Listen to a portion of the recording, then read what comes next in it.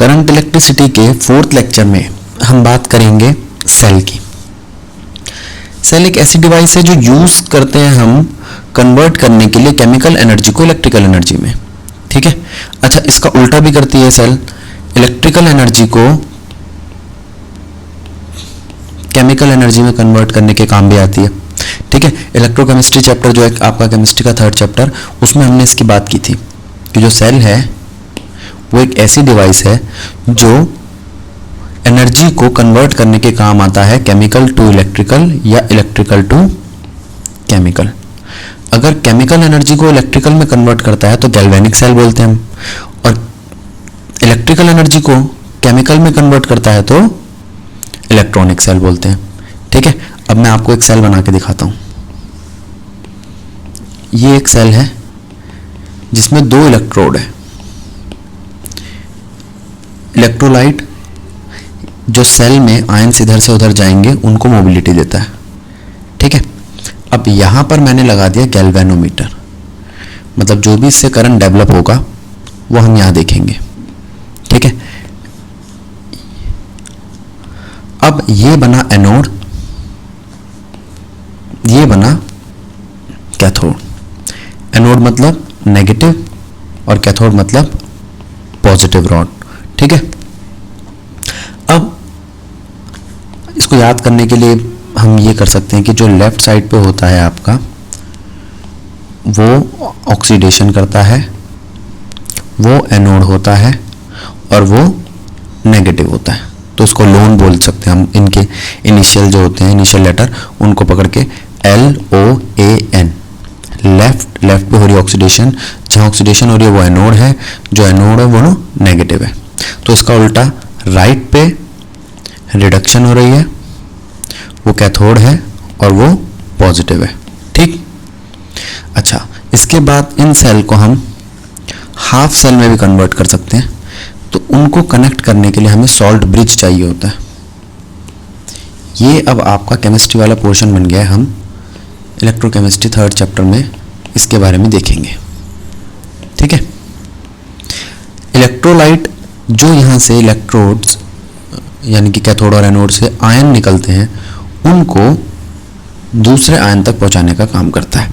ठीक है, ये एक्वस स्टेट होती है या मोल्टन स्टेट होती है। इलेक्ट्रोलाइट सॉल्ट की या तो एक्वस स्टेट होती है, जैसे कॉपर सल्फेट की एक्वस स्टेट हो गई, या किसी एसिड के H2SO4 या HNO3 की एक्वस स्टेट हो गई, या मोल्टन स्टेट होती है। ठीक है, सेल जो होता है उसके अंदर चार्ज कैरियर आपके आयंस होते हैं। ठीक है, अब बारी आती है फिजिक्स वाले पार्ट की, तो उसमें हम देखते हैं EMF क्या होता है।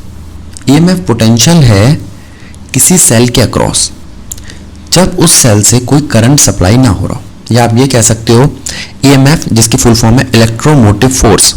ठीक है, फोर्स नहीं होती है, होता वर्क डन ही है।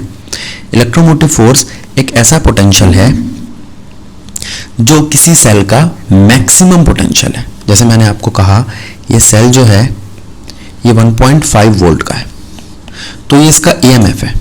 अब जैसे ही ये वर्किंग में आएगा किसी रजिस्टर पे, तो उस रजिस्टर के चारों ओर ये अपना टर्मिनल पोटेंशियल देगा। वो जो होगा वो होगा टर्मिनल पोटेंशियल। ठीक है, अच्छा जो टर्मिनल पोटेंशियल होता है वो इसके EMF से हमेशा कम होगा। टर्मिनल पोटेंशियल हमेशा EMF से कम होगा। इसके रीजन क्या है? पहली बात, इस सेल का अपना खुद का एक इंटरनल रेजिस्टेंस होगा। दूसरी बात, वायर में जब जाएगा तो भी उसका पोटेंशियल और करंट जो होगा वो रिड्यूस होगा। तो वो कहता है जो सेल का मैक्सिमम पोटेंशियल है या सेल के अक्रॉस जो पोटेंशियल है वो उसका EMF है। देखो, potential difference across the terminal of cell when it is not supplying any current in is called EMF। potential difference, potential across the terminal of a cell when it is supplying current to external resistance, it is called potential difference या terminal potential, और terminal potential EMF से कम होता है। ठीक है, internal resistance किसी cell का खुद का रेजिस्टेंस, क्योंकि जो सेल होगा उसकी कुछ लेंथ भी होगी और उसका कुछ एरिया ऑफ क्रॉस सेक्शन भी होगा। तो लेंथ और एरिया ऑफ क्रॉस सेक्शन से जो रेजिस्टेंस बनेगा, और वो कोई मटेरियल भी होगा यानी कि उसकी रेजिस्टिविटी भी होगी, तो सेल की रेजिस्टिविटी होगी, सेल की लेंथ होगी, सेल का एरिया होगा, तो उससे बनेगा रेजिस्टेंस। जब मैंने आपको कंडक्टेंस और कंडक्टिविटी बताई थी तब मैंने बताया भी था आपको एक चीज़ का नाम जिसको हम बोलते हैं सेल कांस्टेंट, यानी कि सेल की डायमेंशंस, सेल की लेंथ और सेल का एरिया। देखो थोड़ा पीछे है,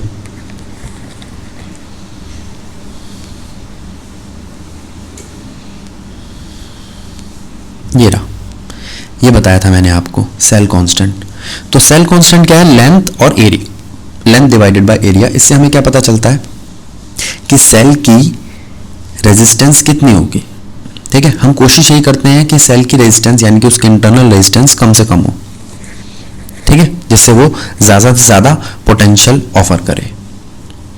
resistance offered by a electrolyte of cell when electric current flows through it is known as internal resistance. अब सेल का पहला केस क्या है? क्लोज्ड सर्किट, मतलब ये एक सेल है, एक्सटर्नल रेजिस्टेंस से एक क्लोज सर्किट बना रहा है, तो एक्सटर्नल रेजिस्टेंस में उसका टर्मिनल पोटेंशियल होगा V होता है IR, और EMF होगा E, छोटा r होगा इंटरनल रेजिस्टेंस, ये छोटा सा r बना रहा हूं मैं, ठीक है। तो आप यहां पे कह सकते हो V equals to I R के फॉर्मूले से V is equals to I capital R plus small r, ये आपकी इक्वेशन बनेगी, ठीक है। एक मिनट, यहां हम EMF लेंगे E इज इक्वल्स टू, ठीक है, जो टर्मिनल पोटेंशियल है V वो तो आई आर ही आएगा आपका। देखो यहां नीचे लिखा भी है current given by cell I is equals to E divided by capital R plus small r, ये देखो ये इक्वेशन, ठीक है। तो ये बात है क्लोज्ड सर्किट की। क्लोज सर्किट में जो करंट फ्लो कर रहा है वो है EMF divided by capital R plus small r, external resistance plus internal resistance, और जो पोटेंशियल है रेजिस्टर के अक्रॉस वो है IR। पोटेंशियल का ड्रॉप जो हुआ है सेल के अंदर उसकी अपनी इंटरनल रेजिस्टेंस की वजह से वो है IR। तो इसका मतलब इतना पोटेंशियल तो हमारा ड्रॉप हो गया, मैं इसको स्मॉल ई से दिखा रहा हूं, ठीक है। अब देखो इक्वेशन ऑफ सेल क्या है? E is equals to V plus IR, और मैंने आपको बताया भी था ये इक्वेशन जो बनेगी E is equals to V plus IR, इसमें आपको दिखाई देगा जो हमारा EMF है वो है पोटेंशियल प्लस समथिंग IE। इसका मतलब EMF हर हाल में बड़ा है V से। आप चाहो तो इसको इक्वेशन को मैं जगह बनाता हूं, यहाँ पर ये लिख सकते हो कि स्मॉल e की फॉर्म में पोटेंशियल किस तरीके से दिखाई देगा। देखो यहां बनाए पॉइंट, बन जाएगा। देखो E is equals to V plus small e, उसमें आपका स्मॉल ई क्या है? I प्लस R, ठीक है। Internal resistance of a cell यानी कि स्मॉल r के एक्सप्रेशन क्या आता है, इसको सॉल्व करके ये देखो small r is equals to E divided by V minus 1 multiplied में कैपिटल R, ठीक है। अब बात करते हैं हम ओपन सर्किट की, जिसके अंदर करंट फ्लो ही नहीं कर रहा, इसका मतलब सिर्फ EMF की बात की जाएगी, ठीक है। ये रहा रजिस्टर, ये बीच में AB जो है वो ये ओपन सर्किट को दिखा रहा है, हमारी की जो है खुली हुई है, ठीक है। आप की फॉर्म में भी दिखा सकते हो इसको। करंट कितना फ्लो कर रहा है ओपन सर्किट में? 0। पोटेंशियल कितना है AB के अक्रॉस E, यानी कि बैटरी के अक्रॉस E और CD के अक्रॉस 0, ठीक है। अब बारी आती है शॉर्ट सर्किट की।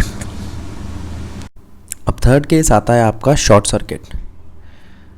अगर हम दोनों टर्मिनल्स किसी सेल के सिर्फ ज्वाइन कर दे एक वायर से, एक थिक कंडक्टिंग वायर से जिसका रेजिस्टेंस नेग्लिजिबल हो, बहुत कम हो, वैसे तो रेजिस्टेंस 0 किसी का हो नहीं सकता, लगभग 0, तो इस सर्किट को हम शॉर्ट सर्किट कहेंगे, जिसमें EMF सेल का होगा, जो करंट फ्लो करेगा वो मैक्सिमम होगा क्योंकि रेजिस्टेंस 0 है, ठीक है, ये देखो मैक्सिमम करंट फ्लो मोमेंटरीली वो होगा E divided by small R internal resistance आपके सर्किट का। जो पोटेंशियल डिफरेंस आएगा वो 0 होगा, EMF फुल E होगा। ठीक है, अब इसके बाद बारी आती है ग्रुपिंग ऑफ सेल की। अगर हम बात करें n आइडेंटिकल सेल्स की जिनको हमने सीरीज में लगाया, ठीक है, जिनका EMF कैपिटल E है और इंटरनल रेजिस्टेंस स्मॉल r है और बाहर लगा है एक एक्सटर्नल रेजिस्टर कैपिटल R। ठीक है, सीरीज की बात कर रहे हैं तो सबका इंटरनल रेजिस्टेंस ऐड होगा तो टोटल EMF हो जाएगा NE। टोटल इंटरनल रेजिस्टेंस हो जाएगा स्मॉल nr। ठीक है, टोटल रेजिस्टेंस हो जाएगा ये nr प्लस कैपिटल R और करंट हमारा कितना निकल के आएगा NE divided by nr plus R। मैं दोबारा समझाता हूँ इसमें। अगर हम इस सर्किट को देखें तो इसमें सारे सेल सीरीज में लगे हैं, इसलिए जो सेल सीरीज में है उनका पोटेंशियल एडिटिव होगा। n सेल है तो NE ऐड होकर बन जाएंगे NE। ठीक है, E plus e plus e plus e plus e NE। सारे रेजिस्टेंस इंटरनल रेजिस्टर जो सीरीज में लगे वो ऐड होके इंटरनल रेजिस्टेंस क्या देंगे NR। ये एक्सटर्नल रेजिस्टर जो NR के साथ लगा हुआ है बन जाएगा NR प्लस कैपिटल R। तो करंट बन जाएगा आपका NE divided by NR plus capital R। ठीक है, अब बात करते हैं हम पैरेलल की। पैरेलल में क्या होगा, ये पैरेलल में लगे हुए हैं बेटा, n सेल हैं जो पैरेलल में लगे हैं और पैरेलल की बात करें तो EMF सेम रहता है, कांस्टेंट रहता है, EMF E ही रहेगा टोटल। जो रेजिस्टर है इंटरनल रेजिस्टर वो ऐड करेंगे इनवर्स 1/R 1/R 1/R यानी कि n/R। ठीक है, ये आया है आपका इक्विवेलेंट इंटरनल रेजिस्टेंस। तो टोटल इक्विवेलेंट इंटरनल रेजिस्टेंस कितना आएगा R/N। ठीक है बात। पैरेलल में इन्वर्स ऐड होता है, हमें पता है, तो इन्वर्स ऐड किया n/R बनाया और R इक्विवेलेंट बन गया R/N। और एक बाहर रेजिस्टर बैठा है कैपिटल R, उसके साथ उसे जोड़ दिया R/N प्लस कैपिटल R, तो वो बना आपका R plus NR divided by N। ये आपका रेजिस्टेंस बन गया। देखो total EMF 1E, total internal resistance 1/R plus 1/R n/R। ठीक है, तो टोटल रेजिस्टेंस कितना, इंटरनल रेजिस्टेंस कितना हो गया R/N। वो उसको इन्वर्स किस लिए किया, मैंने बताया था अभी आपको, ये 1/R इक्विवेलेंट है।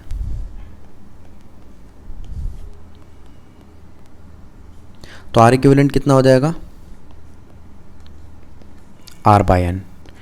वो ये रहा total internal resistance. Total resistance कितना हो जाएगा R plus R/N। R plus R/N में ये जो N है ये इससे मल्टीप्लाई होगा, ये बनेगा NR plus R divided by N। Current क्या होता है आपका EMF divided by total resistance. ठीक, अब ये स्मॉल n ऊपर जाएगा तो क्या बन जाएगा NE divided by NR plus small r।